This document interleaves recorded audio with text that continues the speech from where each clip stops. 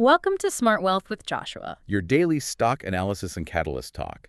Today we're looking at Lumentum Holdings. If you find our talks useful, please consider subscribe, like, and comment underneath to support our podcast. And if there's any stock you want us to look into, leave it in the comment section below. So let's get into the analysis. All right.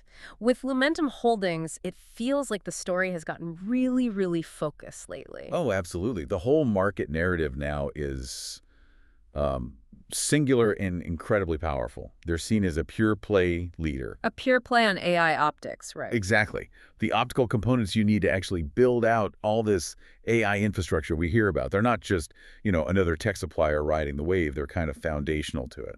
And the numbers seem to back that story up in a huge way. That most recent quarter, Q1 for fiscal 26, the revenue was just wow. Yeah, $533.8 million. I mean, that's a jump of nearly 60%.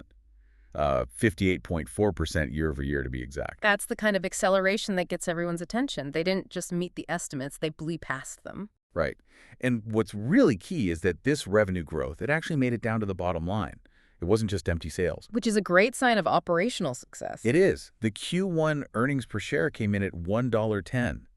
And if you compare that to, was it just $0.18 in the same quarter last year?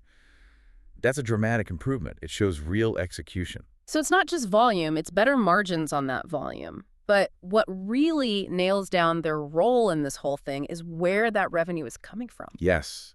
You're talking about the AI and cloud services pivot. That's one. The critical piece of info here, the nugget, is that over 60% of their revenue now comes directly from AI infrastructure and cloud. 60%. 60%. That makes Lumentum one of the clearest ways to invest in the physical build-out of this whole AI supercycle.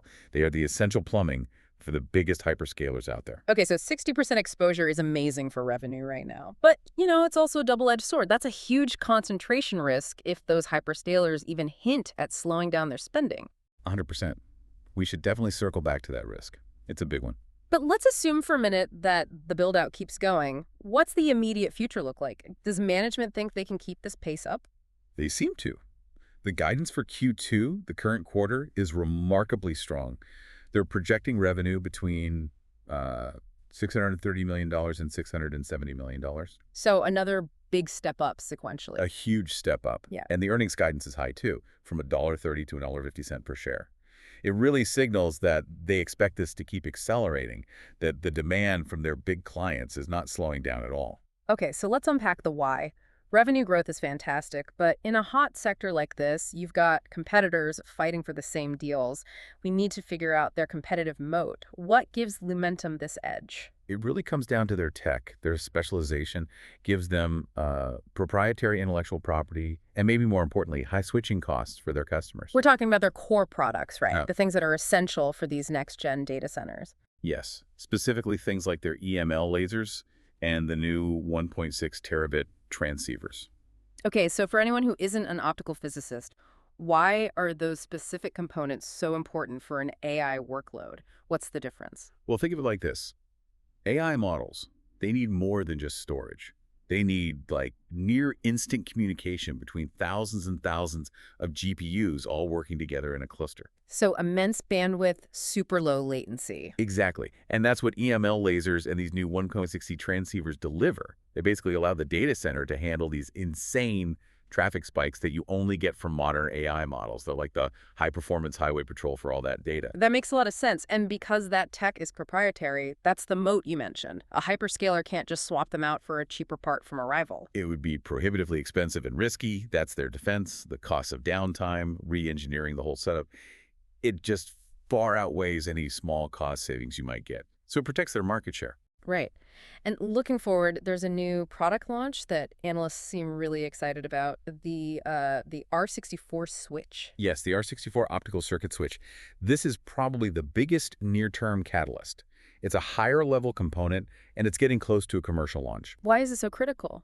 Because it shows Lumentum is moving up the value chain. They're not just a component supplier anymore. They're becoming an innovation leader in systems.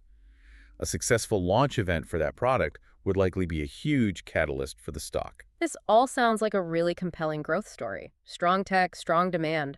But, the market is pricing this stock for absolute perfection. We have to look at the financials and the friction points. Absolutely. We have to look at the balance sheet. On the plus side, they do have decent liquidity. Yeah. The quick ratio is just over 1, and the current ratio is 1.37. So they can cover their short-term bills. They can, which is good. Yeah. And they also secured a new, undrawn $400 million credit facility. So they have a capital cushion for growth, which is smart.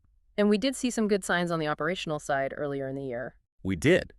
GAAP gross margins expanded quite a bit in the back half of fiscal 25, hitting 37.8% in the fourth quarter. It shows the business model can scale profitably with this high volume. Okay, but here come the caution lights. Let's talk about the leverage first. Mm-hmm. That debt-to-equity ratio is, well, it's pretty high at 2.77. It is elevated. It shows a reliance on debt, and if there's any kind of unexpected downturn, that debt load will magnify the financial stress. And then there's the second, and maybe more concerning metric for me, that negative EBIT margin. Yes, that's the one that needs explaining. Even with over $500 million in revenue, the operational profit margin was negative 2.8% last quarter. And a negative EBIT means, their core business of selling these parts is actually losing money before you even account for interest or taxes. How is that possible if they have such a strong moat? That is the essential question, isn't it? It makes you wonder if the R&D costs are just astronomically high, or if maybe competitors are closer than the market thinks. The prevailing view, the bull case, is that it's almost all due to massive investment. They are pouring money into R&D and CapEx to get ready for the next generation of transceivers. But it's still a huge execution risk. A huge risk. They have to turn that spending into profitable revenue, and fast, or the market is going to lose patience. Until that EBIT margin turns positive, it's a serious headwind. Which leads us right to valuation. The stock trades at a, let's be honest, an extremely high PE ratio. You're paying for perfection. The market fully expects them to execute flawlessly and dominate. If AI spending slows down for even a moment, that premium valuation could disappear very, very quickly. So it's a high-risk profile, but if you look away from the fundamentals for a second and just look at the chart, the price action is incredible. The momentum has been just breathtaking. The stock closed near 396% gain over the last year. I mean, that's a textbook bullish trend. Strong higher highs for over a year. And the technicals confirm it. It's trading way above its 50-day and 200-day moving averages. You have that golden cross dynamic, which confirms a really robust long-term uptrend. So the market is voting with its wallet, and the big funds seem to be buying any dips. Yeah, the institutional sentiment is overwhelmingly bullish. You can see it in the flows. Hedge fund interest is strong. We saw managers like Exchange Traded Concepts starting a new position last quarter.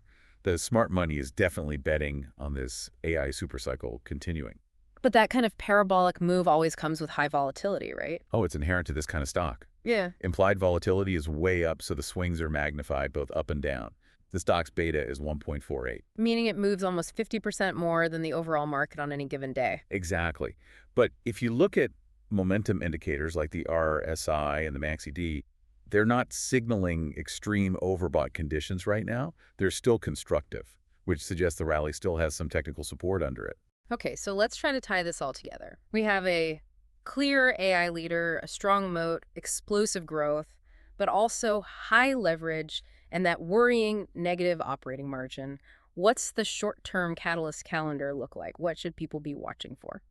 The biggest one, without a doubt, is the Q2 earnings release. That's expected in February 2026. Management has already set the bar very high, so they absolutely have to meet or beat those targets. No room for error. And that R64 product launch you mentioned is almost as important. It is. A flawless launch event with good customer feedback could give the stock a huge boost.